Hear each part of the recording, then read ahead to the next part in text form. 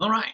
So we are going to talk about Matthew chapter 6, verses 19 to 21, which is the text for the next couple of weeks for the rest of the month of August. And we're going to be talking about treasures and what it is that we store up and why the earthly treasures are probably not the best thing for us to do, again, this isn't about money. This series isn't about money. It's about investments made in things that last and things different than money. So we'll deal with money at some point in time later this year before we get to the beginning of the year, but this is not the time for that. So anyway, so I've got a few things I'll say, and again, this is the we'll do this session, and then the next couple of weeks I'll just turn the Zoom on, and if y'all have questions, you can pop in, and I'll be happy to answer. But we won't have a formal Zoom session the next couple of Wednesdays. So, all right, Matthew 6, 19 to 21 says this. This is Jesus speaking in the Sermon on the Mount. He says, "Do not store up for yourselves treasures on earth, where moth and rust consume, and where thieves break in and steal. But store up for yourselves treasures in heaven, where neither moth nor rust consumes, and where thieves do not break in and steal. For where your treasure is, there your heart will be also." All right. So in digging into this text, I discovered a couple of interesting things textually from the original language. And so, Ray, you're new to this, and this is my chance to nerd out a little bit that I don't get to do on Sunday morning most of the time. Every once in a while I will, but this is my chance to nerd out a little bit. So the word store up, or the phrase store up, and the word treasure come from the exact same root word in Greek. And it's actually the word that we get in English that is thesaurus. So a thesaurus is this idea of a storehouse of synonyms. Well, in the original Greek, the word that we translate as store up, which is a verb, and treasure, which is a noun, has this idea of being either a storehouse for precious things in the noun form, or the actual stored up treasure itself.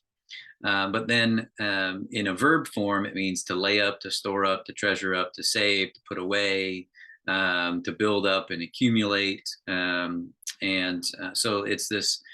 So it's in its verb form, and it's in its noun form here in both verses 19 and 20.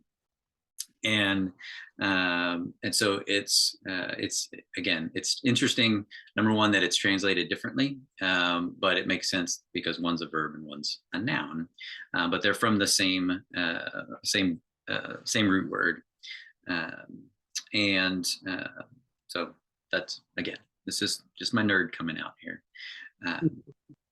So the word actually in verse 19 for rust is a complicated word. It's not the typical word for rust that you think of like on a car bumper. It's a word that can, in a wider sense, talks about eating or food. It occurs in several different places, talking about food being eaten. But in a wider sense, it's talking about things that are being eaten up. Or so hence the idea of corrosion. If you think about in the biblical context in the first century, as where may not have understood the science behind why metals rust, or certain metals rust and certain metals don't, and what's actually taking place. So the idea of this of eating, of this being consumed, is like you look at a piece of metal that's has corrosion on it. It looks like it's being eaten by something. So it's an interesting word. But so the word there is brosis. It's translated as rust, but it is not the typical word that's used for rust, for the corrosion of metal. It's more related to food and eating. So if you want the there's a verse in James, I think it's James 5:3, that talks about gold and silver rusting. I think that's. Let me just check before I misquote something to you.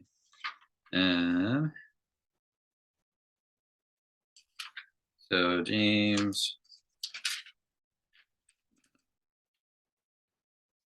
page back 5:3. James 5:3 says, "Your gold and silver have rusted, and their rust will be evidence against you, and it will eat your flesh like fire. You have laid up treasure for the last days." So the word, the 2 times that rust occurs there in James 5:3 is the typical word for rust, which is metal, related to metal being corroded. So, so again, Jesus chooses an interesting word here in Matthew 6:19. But it seems to go along with the next word about where it's consumed. So the phrase again is where moth and rust consume, where thieves break in and steal. So rust and consume are related in this idea of eating. Consume is about destroying, causing to disappear, and actually it's used in verse 16 of Matthew 6, where Jesus talks about disfiguring those who are fasting.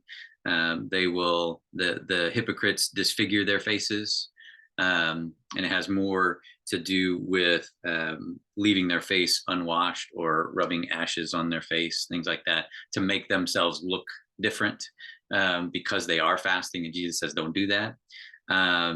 So anyway, that's kind of what that's talking about. So there's some relation between rust and the eating part of that, and consuming, being destroyed, which is something going on there.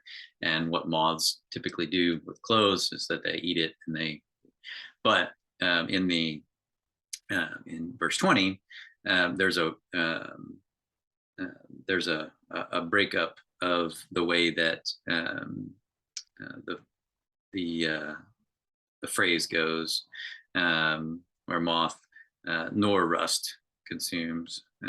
So anyway, there's some technical things there, but anyway, all right. So where moth and rust consume, where thieves break in and steal. So thieves are people who go about trying to do something in secret, and what they do is they break in. And again, this is, when you dig into the original language, it gets really interesting, because break in actually has more to do with the physical act of, you're not breaking a window, you're actually digging through the ground. If houses, so if you think about, it's not the same word that's used in Mark chapter 2, where the friends dig through the roof. But that whole idea of, they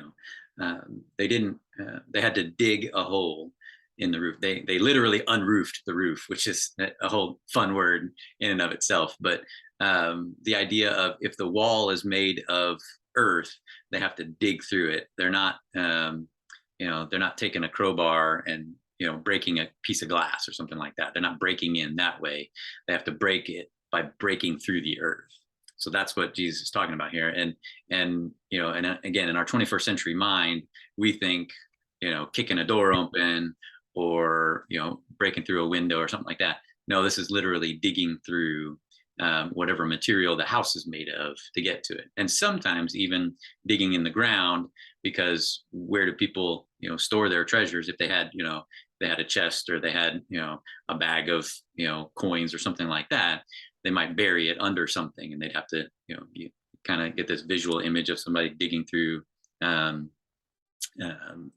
up somebody's house looking for something. So anyway, that's that. Stealing, the whole idea of the root word there is klepto. So a kleptomaniac is somebody who steals something. That's that word there. And then and so those words repeat in verses 19 and 20. And then we get to verse 21, for where your treasure is, there your heart will be also. So treasure is still the same word. But then again, the interesting word there is heart. And it's cardia, which is the word for this muscle in the middle of our chest. But the New Testament or the Old Testament ever use it in that direction, never use that Greek word cardia in that form. They don't talk about the physical form. It's used 800 times in Scripture, and it's always a metaphor.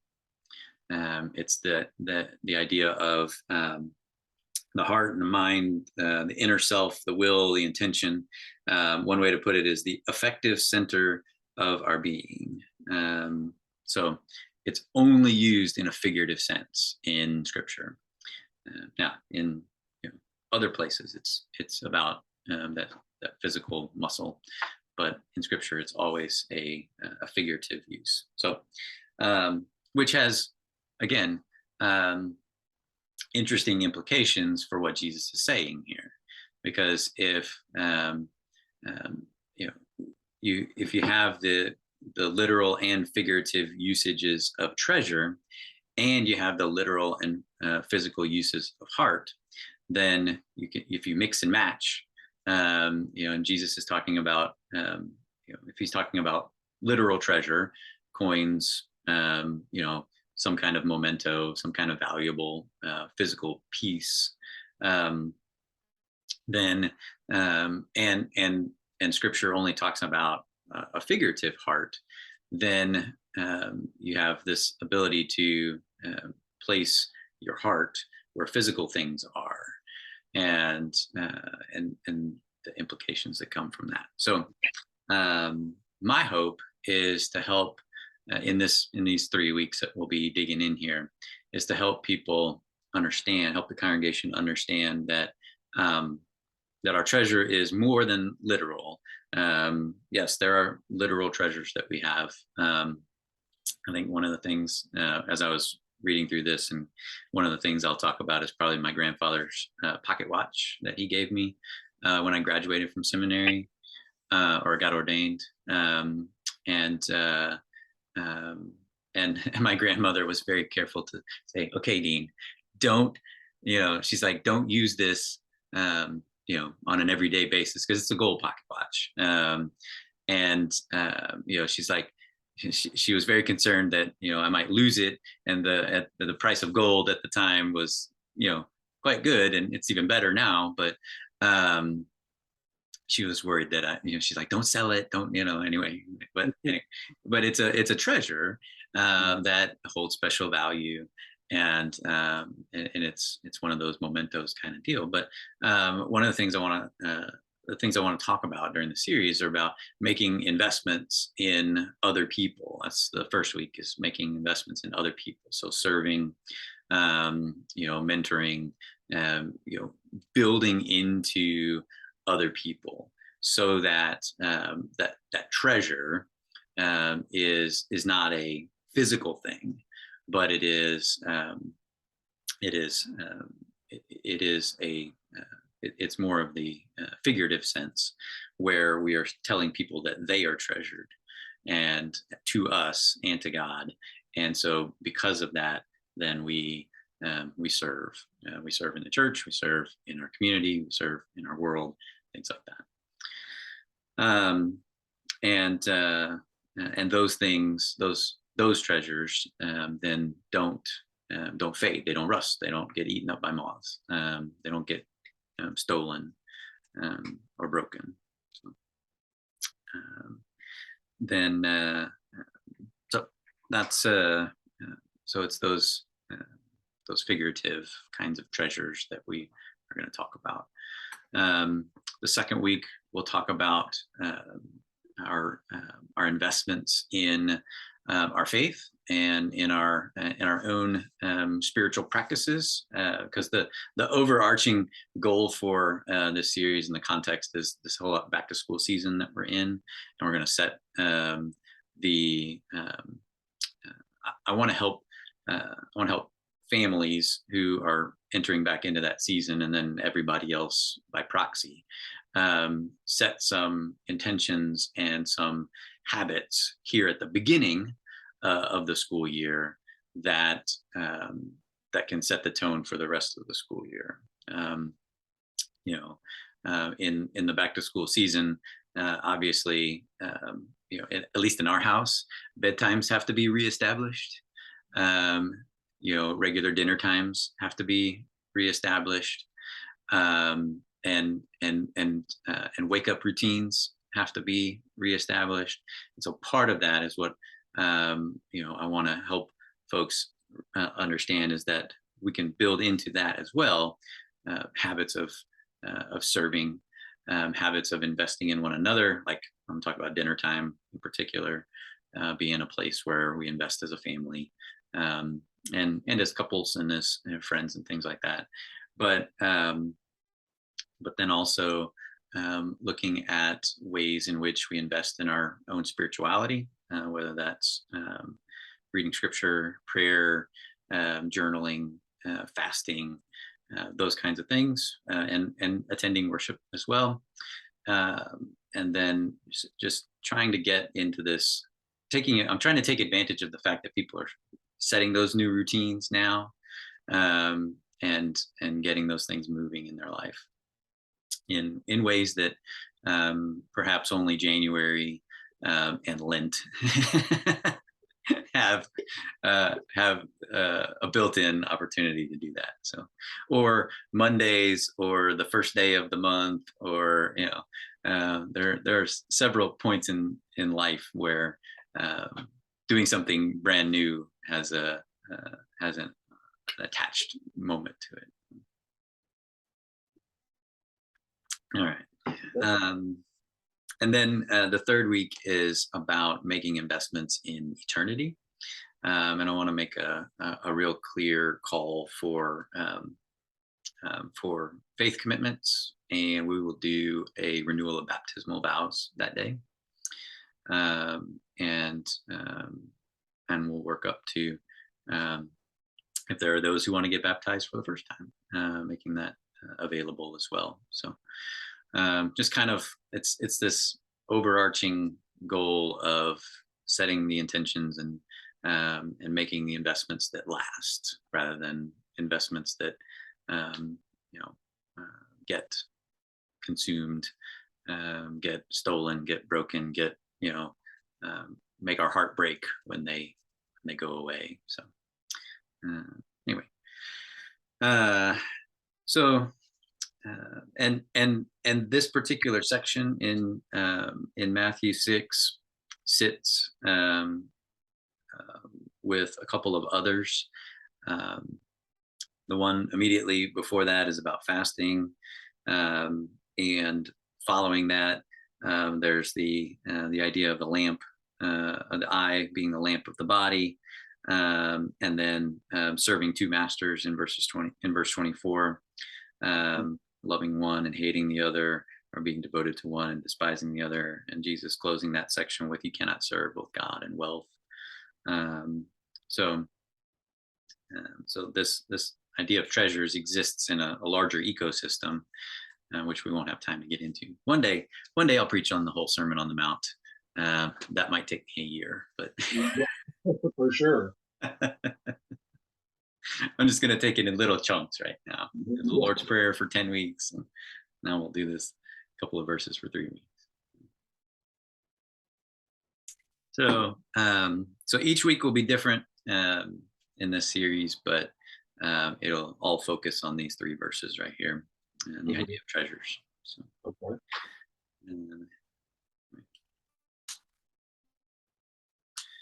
and, and y'all are going to continue to meet on Wednesdays. That's the plan. We're thinking after Labor Day that will start up. Okay. Good deal. So we'll be in Mark at that point, right? Yes. So after we finish these 3 weeks, then I'm gonna have D'Angelo preach on Labor Day weekend, and then I will pick back up in the Gospel of Mark with chapter 10 on the 2nd week of September, which is actually September 11th. Okay. And what kind of materials should I be looking to get? Sure. So for if you don't have NT Wright's Mark for Everyone, this is a good accessible commentary on the whole of Mark. Right. It's one that I use, and it's he does his own translation of the Gospel of Mark. He actually does his own translation of the whole New Testament, which is interesting in places, and he makes certain word choices that are okay. Sometimes they confuse me, and sometimes they make sense, but don't really flow well for me. But that's fine. It's fine. But then, so that's one of the resources that I use. That's the one I would recommend. If you're going to get one, I'd recommend that one, and it covers the whole gospel, it's not verse by verse, but it's like section by section.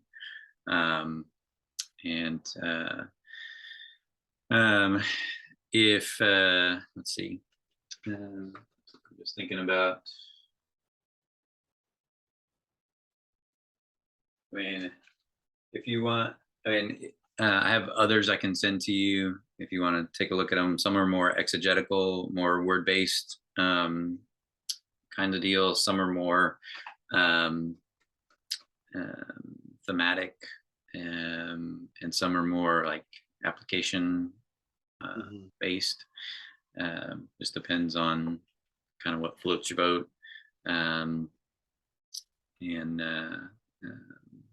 Like the thing I like about N.T. Wright is that not only does he writes in a real approachable way, and most every section opens with some kind of story that relates to the particular text that he's talking about, and so you can kind of it gets your brain going about, oh yeah, I remember a situation kind of like that or something like that you can bring into the conversation, and it's written for everyday folks to help understand the text. But he's really smart, and he'll throw in the context, and he'll throw in the the theological understanding around what's going on. Okay. So it's helpful. I have the whole set I have the Old Testament and the New Testament. He didn't do the Old Testament one, but I have the whole For Everyone series. So I got a gift certificate one time, and this is what I want. So bought them all at once. There you go. Okay. So, but as far as what I'll give y'all, we'll obviously have these sessions on, depending on how you time it out, they'll be on Wednesdays. So whether it's the Wednesday before you talk about it or the Wednesday before you talk about it, that'll be the timing of it. Okay. So, sounds terrific. Yeah. And like I said, I kind of nerd out on this and kind of dig into the original language, dig into what I've uncovered so far. And usually by Wednesday, I have a general direction of where the message is going, and that's helpful for y'all too. The other thing that you'll have is the home sheet on the weekend, and that will provide you a few more reflection questions to just jump into that relate to the message in particular, and some discipleship actions. And so I'd encourage the group to get those and utilize those as well. Yeah, so Okay, but, sounds good. Yeah. And Mark will run through, let's see, it'll be 1, 2, 3, 4, 5, 6, 7. So that'll run through almost the end of October. And then we'll have a little bit of time between Halloween and Thanksgiving to do something, and then we'll do Advent beginning the week after Thanksgiving. Yeah. Right. Which will be about the birth of Jesus. So. What? I know, right? Dude. Okay. So yeah, it's Advent and Easter are some of the hardest times to preach, because it's the same story every year. Yeah. And there's this strong tendency to try to gimmick it up. Like, no. So. It's like the joke about the preacher who said, yeah, it's going to be really difficult to be telling the story of the birth of Jesus from the point of view of the donkey this year, but I'm going to give it a shot. That's right. Yeah. Wow. You're really running thin on material if that's the case. Because there's no donkey in the story, but anyway. No, there's not. For all we know, she walked the whole way, but somehow there's a donkey now. Yes. It's that creative imagination that. Yeah, that and the 3 wise guys who were there at the birth. Yeah, at the birth, right? Yeah, no, maybe not. But my creche says they're all there together. My nativity scene, right there, has to fit on the mantle. It's got to be the truth. That's right. Hallmark told me that's the way that it's supposed to be. Yeah, that's right. Hallmark, the gospel according to Hallmark. Yeah, there's a series right there. Oh my goodness. There you go. You probably alienate half the women in the church. Though. Right. What do you mean you can't watch Christmas movies in July? That's what Jolene was doing yesterday. Yeah, my daughter and my wife were doing that while we were on vacation. So. Yeah. Okay. I much prefer watching A Christmas Story in July. There you go. Or Die Hard. That Christmas. There's an argument there whether Die Hard is a Christmas movie or not. That's right. Anyway. All righty. So, that's what I got for this weekend. It's there'll be again, like I said, I'll open it up next week and the week after. If you have questions, if you run across something, you're like, hey, what about this? If I stick my foot in my mouth on Sunday, then there's that too. Did you really mean to say that? Wait a minute. That happened recently. Somebody came up and said, did you really mean to say this? I'm like, I don't know if I did, if I meant to say that. So, anyway, so I appreciate you jumping in to keep the group going. Back in getting back into the teaching mode. So, and they've got that, all the changes they've got with the move and everything. Yeah. So, anyway. Yeah. Big moves on their part, right? Yeah. Yep. So, just so you know, I mailed you and Jolynn both a thank you card for Vacation Bible School, and I transposed the 1 and the 0 on your address, and it came back to me. So I had to resend them. So it's not that I forgot about you; it's that Okay. the Oh, the post office took an extra week and a half to get them back to me after it tried to deliver them, but said, can't do it. I think I put 2014 instead of 21. yeah, I got you. So, It happened. yeah. Yeah. I When was I so sure I had it right. yeah, when I filled out the paperwork for the funeral home for mom, I put 2107 instead of 2104 somehow. So I Oops. had my neighbor across the street coming over going, is this for you? Yeah, yeah, that's for me. Oh, goodness. Yeah. So yeah, it's right. That's life. Yep, it sure is. So, all righty. Well, thanks for hanging out with me today. No And, problem. and if y'all have any questions, just give me a holler. Happy to talk. Thanks. You Okay. have a blessed day. You too.